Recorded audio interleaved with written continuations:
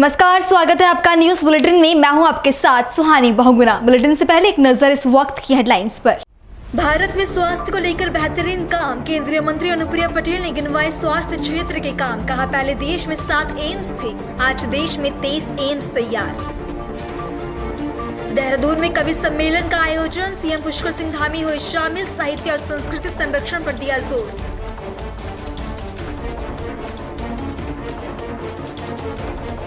उत्तर प्रदेश के सीएम योगी आदित्यनाथ ने की बैठक, कर विभाग के उच्च अधिकारियों के साथ हुआ मंथन। मीटिंग में सीएम योगी ने दिए जरूरी दिशा निर्देश।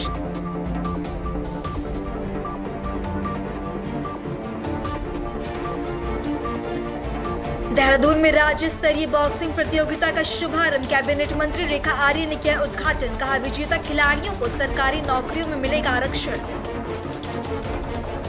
आगरा में पुलिस को मिली बड़ी सफलता, 2 तस्करों को 5 लाख के गांजे के साथ किया गिरफ्तार। पुलिस ने मामले में शुरू की आगे की जांच। चलिए अब जानते हैं खबरों को विस्तार में। प्रयागराज में केंद्रीय मंत्री अनुप्रिया पटेल ने कहा कि पिछले 11 सालों में स्वास्थ्य के क्षेत्र में हमारी सरकार ने अभूतपूर्व काम किया है। सबसे पहले तो हमने 20 साल पुरानी राष्ट्रीय नीति को बदलकर एक नई नीति को लाने का काम किया। आज हम रोकथाम, उपचार, उपशामक, पुनर्वास, संवर्धन और जरा चिकित्सा संबंधी सभी प्रकार की स्वास्थ्य सेवाओं पर ध्यान दे रही हैं। पिछले 11 वर्षों में स्वास्थ्य के क्षेत्र में हमारी सरकार ने अभूतपूर्व काम किया है। सबसे पहले तो हमने 20 साल पुरानी राष्ट्रीय स्वास्थ्य नीति को बदलकर एक नई नीति लाने का काम किया है, जिसमें आज स्वास्थ्य सिर्फ बीमार व्यक्ति को ठीक करने का काम नहीं है, बल्कि हेल्थ केयर कॉम्प्रिहेंसिव होलिस्टिक हो चुका है। यानी आज हम prevention, curative, palliative, rehabilitative, promotive और जेरियाट्रिक हर किस्म के हेल्थ केयर के एस्पेक्ट पर ध्यान दे रहे हैं। और प्राथमिक स्वास्थ्य केंद्र से लेकर हमारी सेकेंडरी हेल्थ केयर और टर्शरी हेल्थ केयर को मजबूती देने का काम इस सरकार में हुआ है। कभी हमारे देश में केवल 7 एम्स हुआ करते थे, आज हमारे देश में 23 एम्स बनकर तैयार हैं। जो गांव-गांव में पहला कांटेक्ट पॉइंट होता है एक स्वास्थ्य केंद्र का, आयुष्मान आरोग्य मंदिर, ऐसे 1,77,000 स्वास्थ्य केंद्र आज देश के अंदर हैं, जहां पे पूरी 12 किस्म की जो सेवाएं हैं स्वास्थ्य की, वो आम नागरिक को सुनिश्चित की जा रही हैं।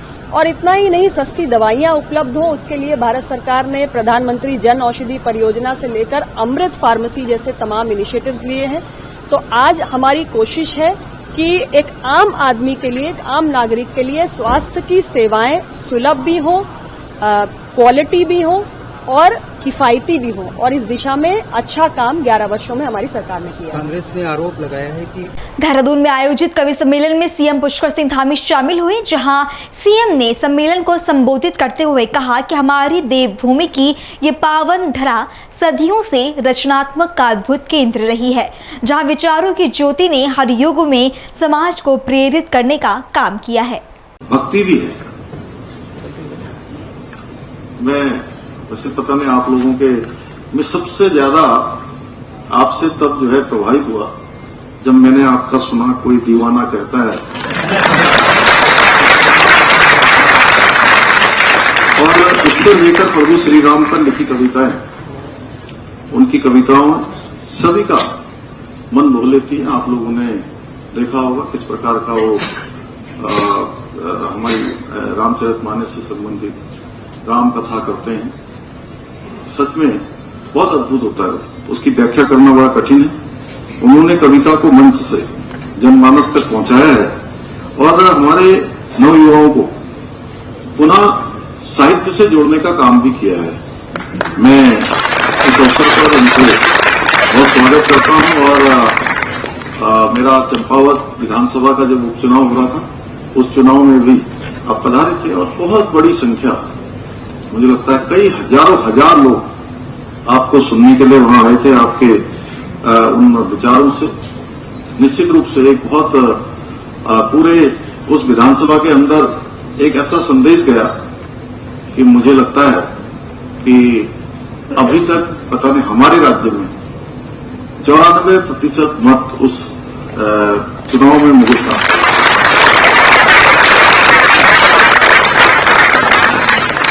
साथियों, मैं भी जब विश्वविद्यालय में पढ़ता था, टूटा फूटा राजधानी जैसा कुमार भाई और मंच पर बैठे हुए लोग हैं, बहुत छोटा मोटा। अब तो मौका भी नहीं मिल पाता। जयशंकर प्रसाद जी, मैथिली शरण गुप्त जी, रामधारी दिनकर जी, अभय और हरिवंश राय बच्चन मेरे सभी बहुत पसंदीदा कवि रहे हैं। साथियों, हमारी देवभूमि की ये पावन धरा सदियों से रचनात्मकता का अद्भुत केंद्र रही है, जहां विचारों की ज्योति ने हर युग में समाज को प्रेरित करने का काम किया है।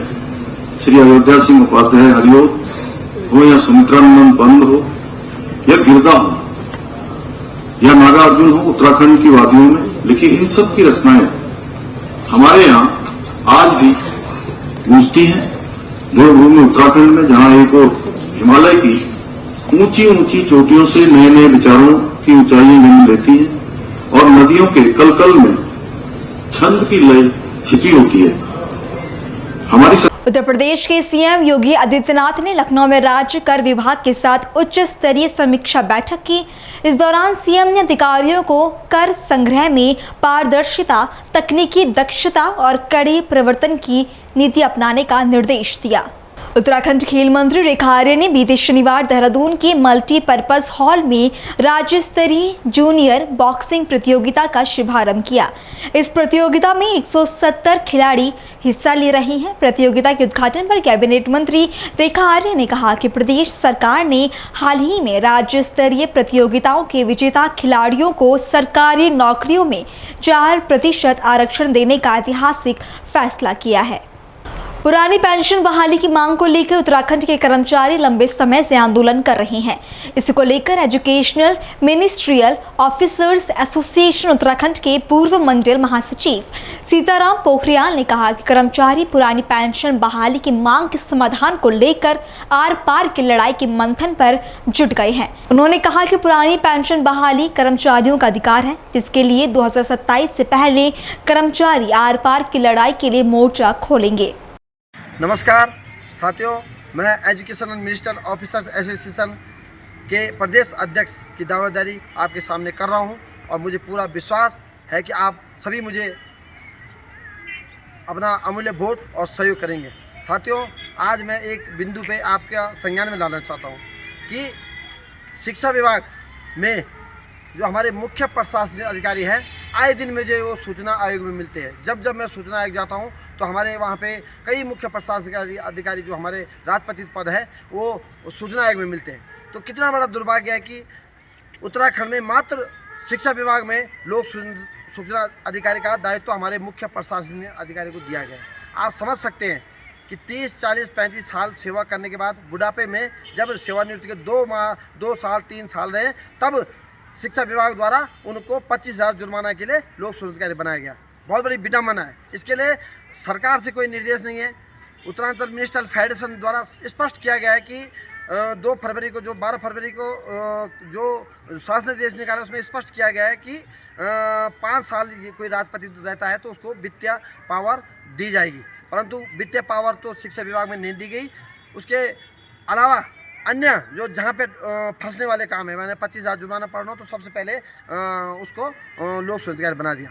हम समझ सकते हैं कि हमारे अगर कोई कार्यालय है, चाहे जिला शिक्षा माध्यमिक है, निदेशालय है, मंडल है, जनपद है, खंड है, वहाँ पे उस कार्यालय के जो अधिकारी हैं, अगर यदि वो गलत काम करेंगे तो उसकी सूचना अधिकार में मुख्य प्रशासनिक अधिकारी उसका जवाब देगा। आप समझ लो कि मुख्य प्रशासनिक अधिकारी क्या अपने अधिकारी के खिलाफ सूचना आयोग में या सूचना अनुरोध करते हुए देगा? नहीं दे सकता। तो इस तरह जो गलत विडम्बना है, इसके लिए मैं सीताराम पोखरियाल आपको आश्वस्त करता हूं कि आपका सहयोग और आपका वोट मुझे मिलता है तो मैं अधिवेशन के ठीक 1 माह के बाद, 1 माह के अंतर्गत ये लोक सूचना अधिकारी का दायित्व हटाकर वित्तीय और नीतिगत प्रकरणों में मुख्य शिक्षा का दायित्व दिलाऊंगा। आप इस यहाँ पर यह भी स्पष्ट करना है कि जहाँ पे हाई स्कूल में तो चलो कोई बात नहीं, वहाँ पर DDO की पावर हमारे गुरुजनों को दी, अच्छी बात है, पर जहाँ पर हमारा वरिष्ठ प्रशासनिक अधिकारी, मुख्य प्रशासनिक अधिकारी कार्यरत है, वहाँ पर उस विद्यालय में वो उनकी गोपनीय आख्या भी लिख रहे हैं, वहाँ पर DDO की पावर भी उन शिक्षक साथियों के पास है, गलत है। सरकार हमको आपस में लड़ा रही है। और कहीं न कहीं सरकार का ये जो दो गलत जो ये बिंदु है, जो जिस तरह उन्होंने माने राजपत्रित को दरकिनार कर वहाँ पे अराजपत्रित को चार्ज दिया गया, ये बहुत ही दुर्भाग्यपूर्ण है। या तो उन पदों को सीधा चाहे ब्लॉक मुख्यालय हो, जनपद मुख्यालय हो, निदेशालय हो, वहाँ लाए जाएंगे, या फिर वहाँ पे जहाँ पे हमारे राजपत्रित अधिकारी, वरिष्ठ प्रशासनिक मुख्य प्रशासन कर रहे हैं, वहाँ पर उनको दायित्व दिलाने का मेरा सर्वप्रथम कार्य रहेगा। धन्यवाद। खबर खटीमा से, जहां नोडल अधिकारी लोक निर्माण अतिथि गृह पहुंचकर लोगों की समस्याओं को उन्होंने सुना और अधिकारियों को जल्द समस्याओं का निवारण करने के निर्देश भी उन्होंने दिए।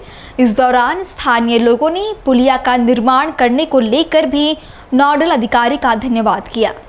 मैं माननीय मुख्यमंत्री पुष्कर सिंह धामी और उनके नोडल अधिकारी को धन्यवाद करती हूँ। हमारे ग्राम पकड़िया वार्ड नंबर 16 बंगाली कॉलोनी में 20 साल से पुलिया का निर्माण नहीं हो पा रहा था, जिससे बरसात में डूबने से 3 बच्चों की मृत्यु हो गई थी, जिस कारण हमारे मुख्यमंत्री जी और उनके नोडल अधिकारी के सहयोग से पुलिया का निर्माण शुरू हो गया है, जिसकी लागत 22 लाख रुपए है, जिससे थारू किसानों व अन्य लोगों को लाभ मिलेगा। मैं धन्यवाद करती हूँ। देखिए, विधानसभा क्षेत्र खटीमा में जो भी जनता की समस्याएं आती हैं, पूर्व में भी हमारे द्वारा उसका त्वरित समाधान किया गया है। आज भी विभिन्न विषयों से संबंधित समस्याएं प्राप्त हुई हैं, सबका समाधान इसको जो भी नियमानुसार कार्रवाई अपेक्षित होगी वो की जाएगी। और हाँ, इस संबंध में मैं आपको एक चीज़ ये बताना चाहता हूँ कि हमारे विधानसभा क्षेत्र खटीमा में एक पकड़िया एक ग्राम सभा है, उसमें प्रत्येक जो हमारा मानसून सत्र है उसमें बाढ़ की वजह से आवागमन की असुविधा होती थी।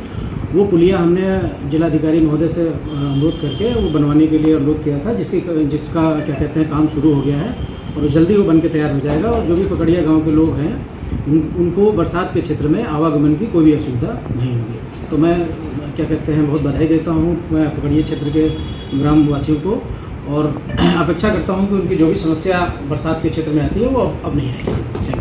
रिश्वत न देने पर दी जान से मारने की धमकी। जी हां, देहरादून से रिश्वत मांगने का मामला सामने आया है, जहां टी स्टेट के मैनेजर को रिश्वत न देने पर मैनेजर ने एक युवक और उसके पूरे परिवार पर आत्मघाती हमला करवाते हुए 7 दिन के अंदर घर खाली करवाने की धमकी दी।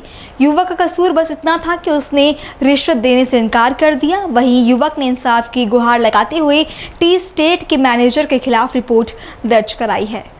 पहले तो ये बताओ आपका नाम क्या है और कल ये जो घटना हुई लड़ाई झगड़े की वो क्या मामला था और किसके साथ हुई आपकी?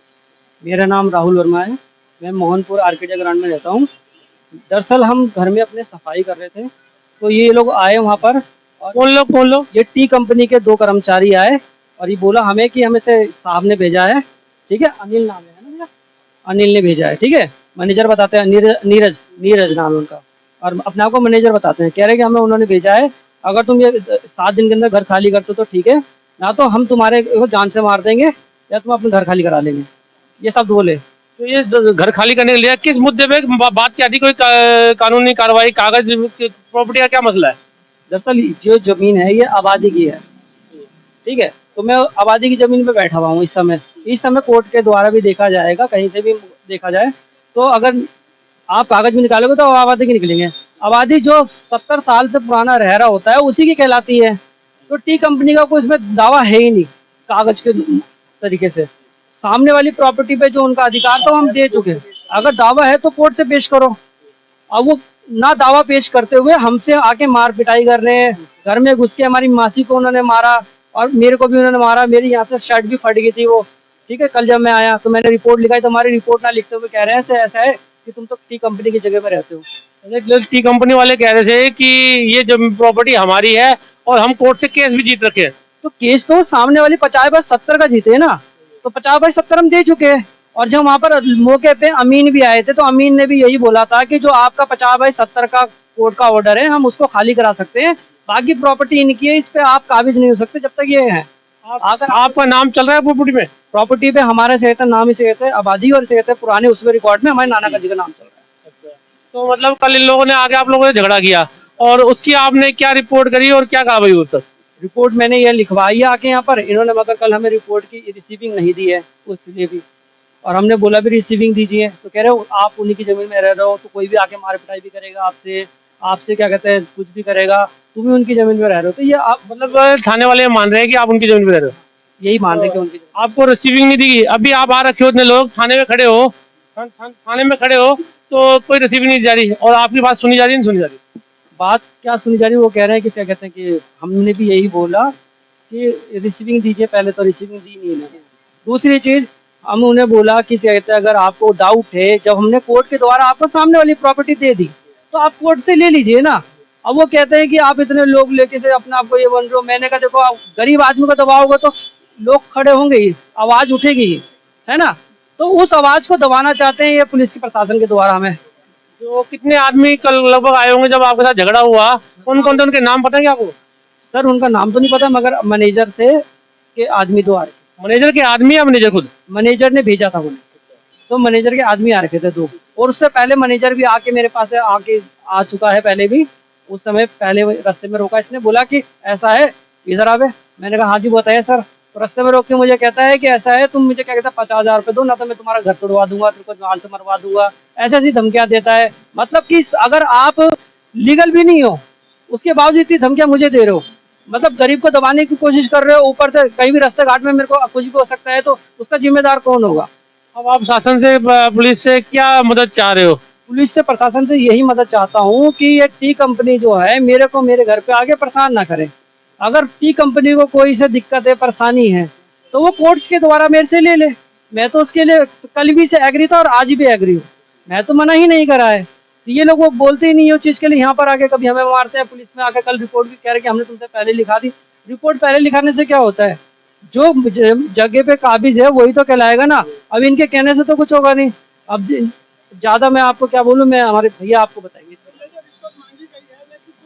ये मैनेजर द्वारा मांगी गई है। कितनी रिश्वत मांगी आपसे? 50,000 रुपये। 50,000 किस काम के लिए मांगी है? कह रहा है कि तुम इसे कहते हैं अगर तुम्हें वहाँ रहना है तो मुझे 50,000 रुपये रिश्वत दो, ना तो मैं तुम्हें घर से बाहर निकाल दूंगा। 7 दिन का टाइम आउट भी दिया उसने मुझे कि 7 दिन के अंदर घर खाली कर दो।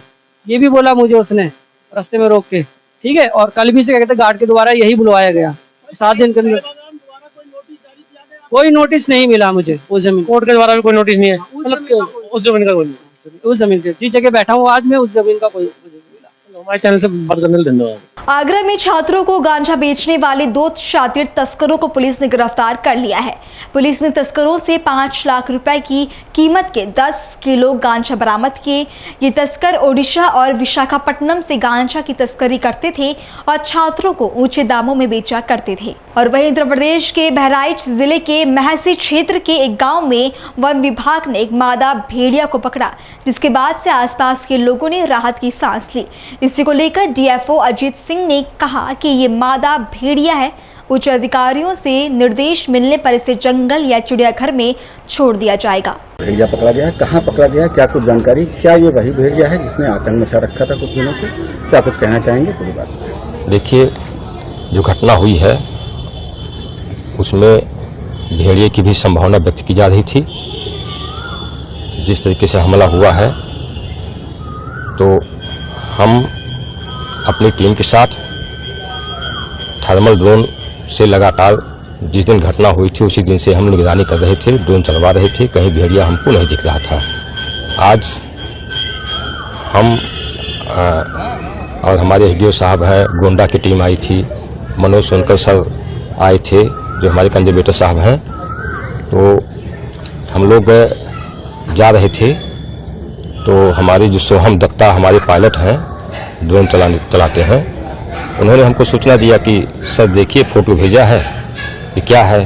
तो हमने देखा तो भेड़िया था। फिर तत्काल हम अपनी टीम के साथ, गोंडा की भी टीम थी और हमारे यहाँ की टीम थी, श्रावस्ती की टीम थी, हमारे बहराइच वन प्रभाग की टीम थी। हम सब लोग तत्काल वहाँ पहुँच करके हम लोगों ने घेरा बना करके उसको पकड़ा और ये फीमेल भेड़िया है। अब जैसा कि उच्च स्तर से आदेश मिलेगा, अगर जू में छोड़ने के लिए कहा जाएगा जू में छोड़ेंगे, अगर इसको जंगल में छोड़ने के लिए कहा जाएगा तो जंगल में छोड़ा जाएगा। जैसा उच्च स्तर से आदेश मिलेगा वैसे किया जाएगा। किस इलाके से पकड़ा गया था? ये स्थान बोलते हैं सरदार का 50। ये जहाँ पिछली बार भेड़िए पकड़े गए थे उसी के पास की जगह है और जहाँ पे घटना हुई है वहाँ से लगभग 4 किलोमीटर एयर रूट 4 किलोमीटर की दूरी पर है। तो हम लोगों ने इसको पकड़ने में सफलता प्राप्त की है। क्या माना जाए कि अब ग्रामीणों में अब कुछ सुकून आएगा? निश्चित रूप से ग्रामीणों में सुकून आएगा। ग्रामीणों का कहना था, ग्रामीण हमसे अक्सर हम जाते थे रात बिरात वहाँ गश्त करने, तो ग्रामीण अक्सर कहते थे कि सर अगर कहीं भेड़िया मिलता है तो इसको पकड़िए ज़रूर, क्योंकि हम लोगों में बहुत रोष व्याप्त है। तो हमने ग्रामीणों को भरोसा दिलाया था कि नहीं, जब भी ऐसे कोई हमको आतंकी टाइप का भेड़िया दिखेगा तो हम उसको जरूर पकड़ेंगे। सर, एक तो क्या ये जो जागरूकता वन विभाग की तरफ से चल रही है लगातार जारी रहेगी? हाँ, अभी जारी रहेगी। जागरूकता अभियान भी जारी रहेगा, गश्त भी जारी रहेगा, हमारा थर्मल ड्रोन कैमरा भी चलता रहेगा। अभी कोई कार्रवाई रोकी नहीं जाएगी। देहरादून में मसूरी से कैंपटी जा रही एक ट्रक अनियंत्रित होकर सड़क के बीचों बीच पलट गई। यह हादसा लाल बहादुर शास्त्री एकेडमी के पास हुआ। ट्रक के सड़क के बीचों बीच पलटने से मार्ग बाधित हुआ, जिस कारण सड़क के दोनों ओर जाम की स्थिति बन गई। घटना की सूचना मिलते ही मौके पर पहुंची पुलिस टीम ने क्रेन की मदद से ट्रक को सड़क से हटाया, जिसके बाद यातायात को सुचारू किया गया। 5-5:15 बजे की बात है। ये एक ट्रक जो JFW मेरिट से आ रहा था और ये इसका नंबर है DL1MB1401। ये वहाँ से स्पीकर लेकर आ रहा था और दिल्ली के लिए सम्मत पे जा रहा था। ये LBS गेट है मोड़ पे, यहाँ पे जो है ये मोड़ पे जो है अनियंत्रित होकर गिर गया, जिसमें किसी के चोट नहीं है। 2 आदमी थे, दोनों सुरक्षित है, कोई जान माल की नुकसान नहीं है। और अब हाइड्रा बुला जा रहा, देहरादून से ट्रेन आ रही है, वो लेकर चल गया, इसको उठा लिया। उत्तराखंड में सड़क हादसे थमने का नाम नहीं ले रहे। मसूरी देहरादून रोड पर कोलू खेत पानी वाले बैंड के पास एक कार अनियंत्रित होकर गहरी खाई में गिर गई। हादसे में कार सवार 2 लोग गंभीर रूप से घायल हैं। स्थानीय लोग और SDRF की मदद से दोनों युवकों को रेस्क्यू कर देहरादून के अस्पताल में भर्ती कराया गया है। फिलहाल बुलेटिन में इतना ही। देश और दुनिया की बाकी तमाम खबरों के लिए आप बने रहें पल्स 24 न्यूज़ के साथ। नमस्कार।